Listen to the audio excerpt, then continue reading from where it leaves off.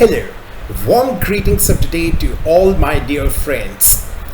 Today, I, Kunal Nagpal, feel immensely proud to address you all once again on this amazing platform wherein we discuss the deep economic insights related to the global economy as a whole and the Indian economy in particular. So today we are basically going to have an insightful discussion on the rich diversity and the overall ethnicity of our Indian culture and how it is enabling our citizens to glorify the name of our country worldwide. Recently, Mr. Rishi Sunak has been elected as the Prime Minister of the United Kingdom. So we are going to discuss the detailed biography of this great pioneer who has the origin from the Indian society. So, my dear friends, in order to have a proper background of our Indian economy, that is how our citizens are basically glorifying the name and fame of the Indian society worldwide, let's have an overview about this particular fact.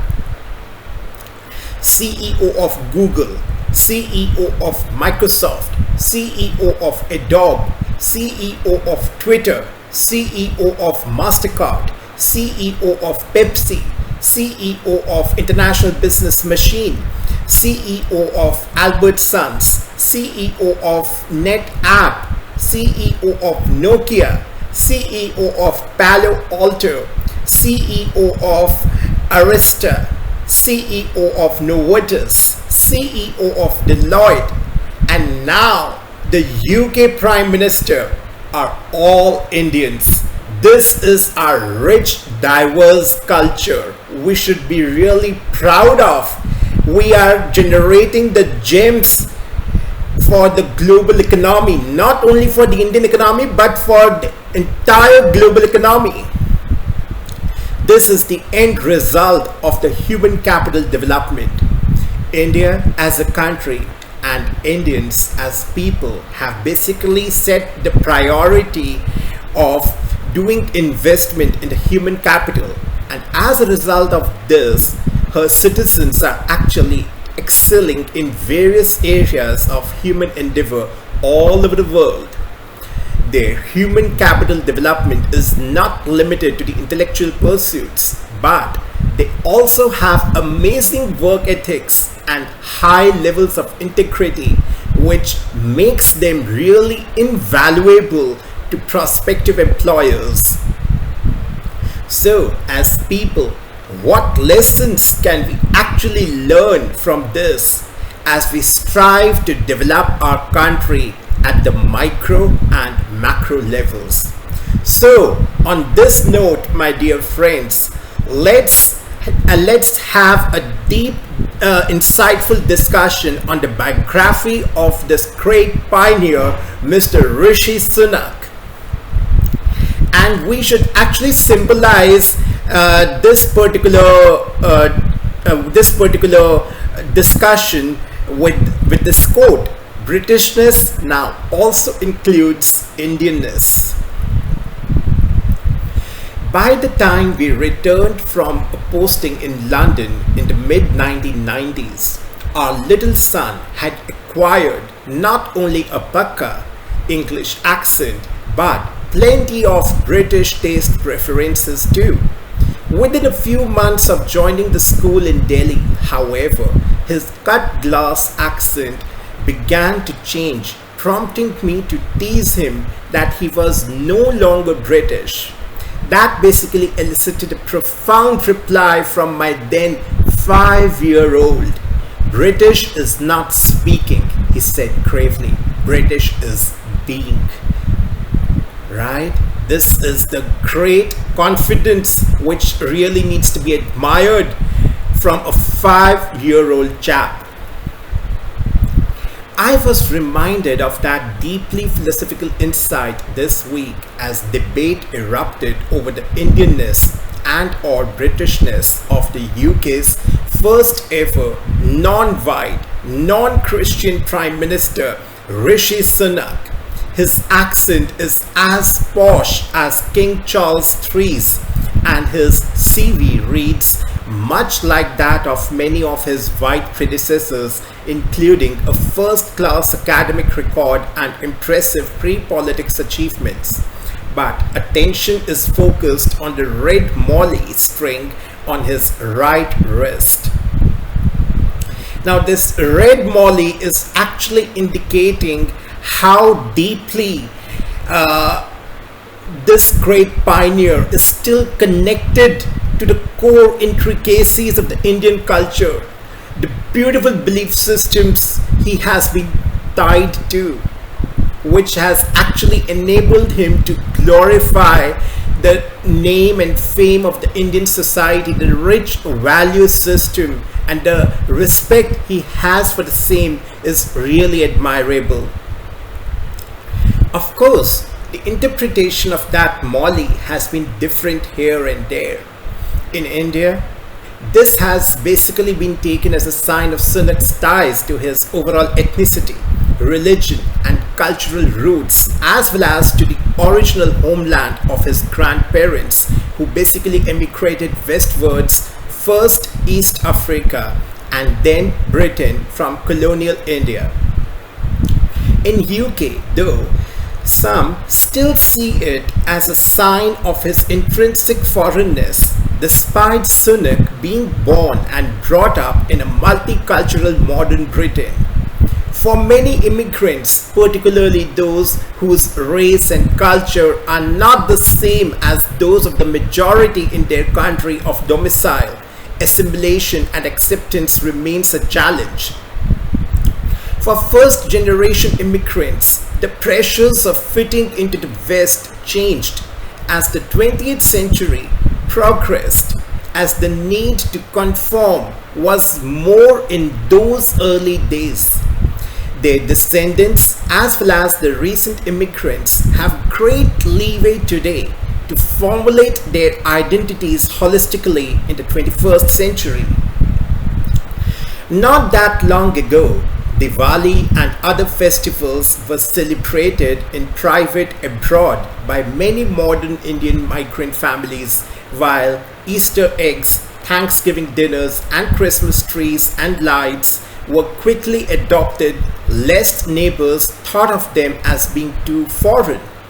Diwali is now an international festival and cultural diversity is actually encouraged and accepted, making it easier for new immigrants and even the existing Indian communities abroad to find the overall equilibrium. Mr. Sunak's parents are middle class, a doctor and a pharmacist whose professions would have needed them to operate beyond the borders of their own ethnic communities. So, they struck a fine balance between East and West, traditions and the prevalent popular culture, basically between Indianness and Britishness. That's the main essence. And hence, inculcated this, synthesizing the spirit in their 3 British-born children too, which has obviously served them incredibly well. Results are in front of us of this great upbringing by the amazing parents. Thus, the 3 siblings were given identifiably Indian names, Rishi, Sanjay and Rakhi, rather than something more cleverly homogeneous and east-west like Neil, Jay or Sarah. But their parents saved to send them to the public schools that have been the real crucibles of Britishness for centuries. That's the real hard work, the dedication they have put on their overall upbringing efforts, and obviously the fruits are in front of us. And they also made sure their overall progeny developed links to both sides of their British Indian identities. Coca-Cola as well as cow worship in the case of Rishi, for example. And that pragmatism should strike a chord in many Indians, immigrants or otherwise, who are equally wary of the basic deracination and the ghettoization, as their pitfalls are well known. It is therefore very inspirational then that UK's first non-white, non-Christian Prime Minister has not been chosen for those two affirmative action minority factors, but because he is seen as the safest pair of hands of any ethnicity to get Britain back on track after months of political and economic crisis. And the point to be noted here is that the global economy is basically going through a lot of turmoil and chaos, a lot of imbalance and instability, which we have been repeating in our previous sessions as well.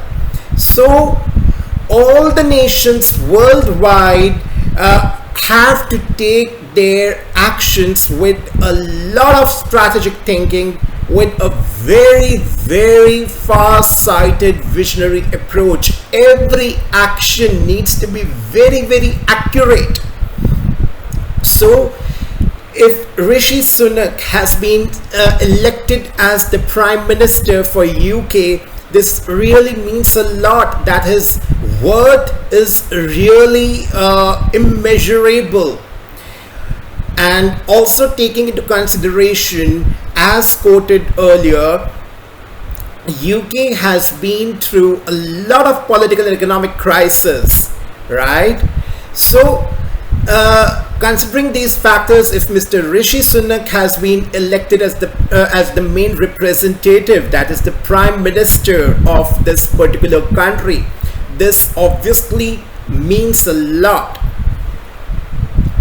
So unlike a Nikki Haley or Bobby Jindal, Mr. Sunak has shown Indians everywhere that it is possible to adopt the best of differing cultures without compromising on any, which is quite clear. He is still wearing that red molly on his right wrist and still be accepted by rising to the top of the political ladder for robustly secular reasons. Despite being molly wearing and temple going, he has vindicated my son's axiom that Britishness is now more profound, intrinsic and multi-layered than accent or appearance, and that it even includes Indianness. So this is really so interesting.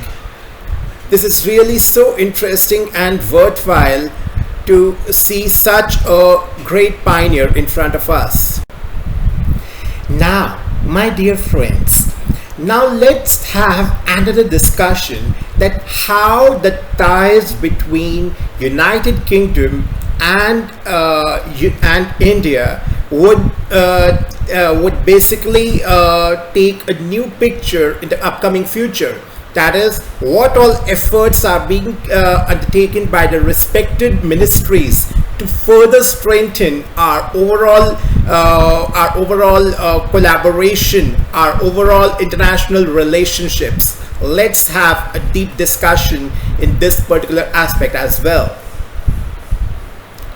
Britain is basically prioritizing India trade deal, but can't give the timeline, as per the statement of the renowned minister from UK.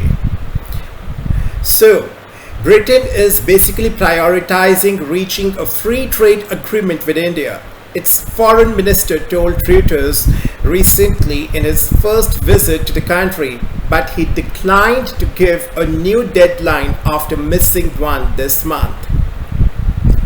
Mr. James Cleverly said after a meeting with his Indian counterpart Mr. S. J. Shankar in New Delhi that the ties between the two countries would improve further under the captainship of Mr. Rishi Sunak, who this week became Britain's first Prime Minister with Indian roots. I had a fantastic opportunity to talk about some incredibly important global issues, but also to talk about the overall strength of the bilateral partnership and about our plans to work more closely with India, Mr. Cleverly said in an interview at the residence of the British High Commissioner. He declined to say what was holding up the trade deal, which both of Sunak's predecessors in a turbulent few months in British politics, that is, Mr. Boris Johnson and Ms. Liz Truss, had hoped would be signed by the Monday's festival of Diwali, that is 24th October 2022. Mr. Cleverly also declined to say whether it could be finished in this year itself. That is, whether it could reach to the real stage of finalization by the end of this year. But this is an important agreement for us, and one that we are really prioritizing, and one that we will continue to ensure that our officials and our ministers speak about regularly and work hard to deliver, he said.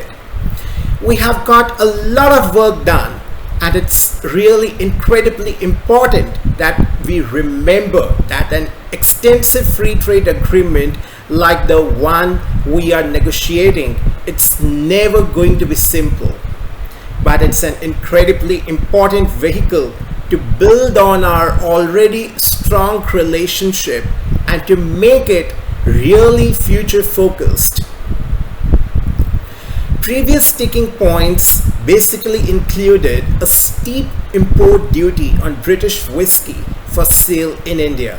New Delhi is also keen on easier British visa for Indians. Mr. Cleverly said, "We want to make sure that our visa arrangements are quick and are easy, convenient. The countries want to double the bilateral trade by 2030 from more than $31 billion now." Asked about the G7 plan to cap the Russian oil prices and its bid to get the countries such as India to agree to it, Mr. Cleverly said Britain would not set New Delhi's foreign policy. India and Russia have close defense ties, and India has become a big buyer of Russian oil since the Ukraine war started. I don't think it would be right for me as a British politician to dictate the policy to another country, he said. Yeah, it's quite justifiable. Now, going forward, let's discuss the India-UK Free Trade Pact talks which were made recently and how progressive it has been to further strengthen the ties between the two countries. So, as per the Britain's foreign minister, there is a lot of progress in the overall negotiations between India and the United Kingdom on a free trade deal. So, he made the statement even as the post-Brexit deal missed the key Diwali deadline, that is 24th October 2022, as we had quoted earlier as well. We have made a lot of progress in the negotiations, and we continue to work for an agreement that works for both countries, that is India and UK, Mr. James Cleverly said in a Times of India interview published recently. We have been very, very explicit that our partnership with India is one that matters to us and one we want to enhance and develop, he was quoted as telling the paper during the two-day visit. India and his former colonial ruler have been for about 18 months, that is 1.5 years, negotiating the pact to boost trade and investments between the two countries. The basic aim was to conclude the talks by Diwali, but no new deadline to conclude the talks has been set yet. People aware of the developments said. India's gains in lieu of likely duty cuts for the British alcohol and automobiles and visa flexibilities would be the core areas of focus. In exchange, India wants more work and steady visas for its citizens in line with similar recent deals struck between Britain and Australia and New Zealand. The Prime Ministers of both nations, that is, respected PM Modi Sir and respected Rishi Sunak Sir, are set to resume the talks and agreed on the need for early conclusion. And overall political changes in the United Kingdom and British Home Secretary Suella Braverman's recent remarks on Indians being the largest group of people overstaying in the United Kingdom were basically seen to be the major hurdles in concluding a deal, according to the officials. Mr. Cleverly told the Times that he saw it as a very positive thing that so many Indians want to come and study in the United Kingdom, and that Indian businessmen want to do business in the UK. It's actually a cause for this celebration. Of course, it does mean that we must ensure our processes are right. However, Mr. Cleverly refused to be drawn on expectations that the appointment of Mr. Rishi Sunak, who is of Indian origin and the Indian heritage, as the Prime Minister could help boost the ties. That said, it's basically lovely to see how much excitement and enthusiasm there is about the British PM here in India, he told the paper. So, my dear friends, it's actually a matter of great concern for our economy as well. That is how the future ties with UK we basically aspire to see how the overall picture of the relationship, the international relationship between these two countries is actually going to take. So this would depend upon the overall efforts done by both nations, keeping in mind the overall volatility and uncertainty UK is itself going through, that is political and economic crisis. That is a lot of disturbances have been caused in the UK economy because of this global turmoil. So keeping that into consideration, how does UK proceed further to develop and strengthen the ties with the Indian economy is a matter of concern, which we would basically see in the near future. And as of now, the respected leaders of both the countries are quite optimistic and positive for this particular aspect. So, on this note, my dear friends, as we have said that UK is itself going through the shortfall in its overall economic status, and so Mr. Rishi Sunak, as the newly elected PM, basically holds a lot of responsibility for stabilizing the UK economy, considering that the overall scenario in the global economy is also not preferable. So let's have a basic background of what the UK economic crisis is like, which Mr. Sunak is basically thinking to plan and devise the new strategic solutions. So here it goes. So Sunak government looks at the plan to plug the £35 billion fiscal gap. The new PM says the plan deferred from October 31 to allow time to make right decisions. The UK Chancellor of the Exchequer, Mr. Jeremy Hunt, is seeking to fill a fiscal shortfall of £35 billion, that is $41 billion, when he sets out the government's tax and spending plans next month, officials familiar with the matter said. The government has drawn up a menu of 104 operations to cut spending in order to get the public finances back on track to a sustainable level, according to the officials who cited the Treasury and Office for the Budget Responsibility data from this week. Asked about the £35 billion figure at the regular briefing recently, the British Prime Minister, Mr Rishi Sunak's spokesman, called it speculative. Both Hunt and Sunak, who took office on Tuesday last week, delayed a planned economic statement to November 17 from October 31 to give them time to make what the Premier described as the right decisions to manage the British economy holistically. The government also upgraded the status of the programme from a medium-term fiscal plan to the autumn statement, a form of interim mini-budget.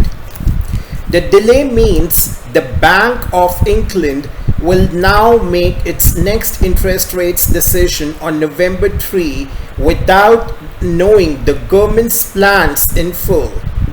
Hunt told the broadcasters he had discussed the delay with the central bank. So there is a potential advantage for Hunt in delaying because it gives the fiscal watchdog a chance to basically incorporate a gilt market improvement when it becomes actually accessible for the overall viability of his economic plan, as long as the picture does not deteriorate dramatically in the meantime. Hence, it will give us the best chance of giving people security over their mortgages, jobs, cost of living concerns everyone has, Hunt said. So obviously, the difficult decisions lie ahead, as per the statement of as per the statement by the respected Prime Minister of Britain, Mr. Rishi Sunak. Britain PM Mr. Rishi Sunak has basically warned that his government will have to take some very difficult decisions, but assured the people that he would also act with compassion and wisdom while tackling the country's profound economic crisis. This is the real trait of a true dynamic leader, to stay stable in the crisis and to basically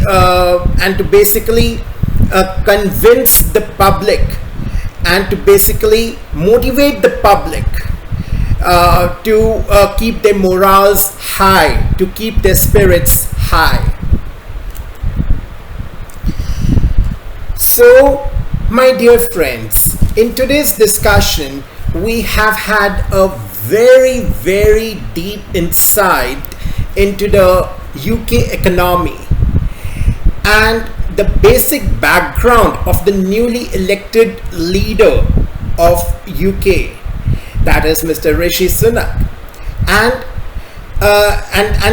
the present times prevailing in the United Kingdom, with which Mr. Rishi Sunak has to work, deal and manage to regain the stability of the economy with full enthusiasm and positive spirit. Along with that, we discussed deep insights into the Indian culture and rich ethnicity and diversity as a whole, which this great pioneer is still carrying with himself. So these basic traits possessed by the great pioneer Mr. Rishi Sunak are actually admirable, right? And this really motivates us that how rich our culture is, and the faith which the world basically has on our culture, on the talent of our human capital, is actually worth an applause. That's what we began our discussion with, wherein we saw the exemplary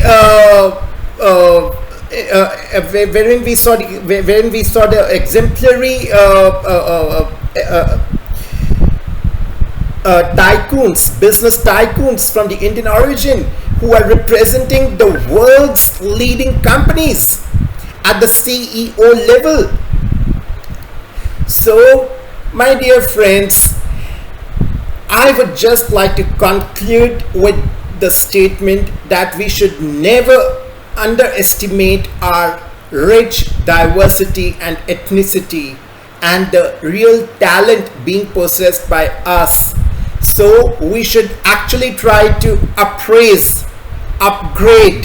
our thinking, and we should, what is the moral responsibility of being the citizens of our country? It is just to support our leaders in their noble endeavors to uplift the country as a whole, right? We need to have trust in them.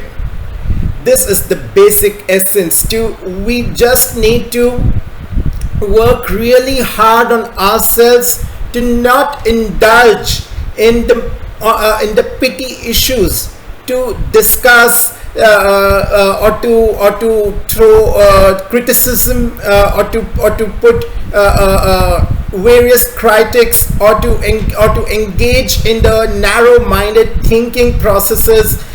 We just have to stay away from all this and focus on a particular point, that is to reach the sky, to go beyond the limit. That's what our government, our current government is actually doing, for which we are being praised worldwide. And that can be attained only with a very stable and steady mindset. So, on this note, I would like to end our today's session. So I hope you would have found this session quite productive, and you would benefit from this session immensely. Thank you so much. Namaste.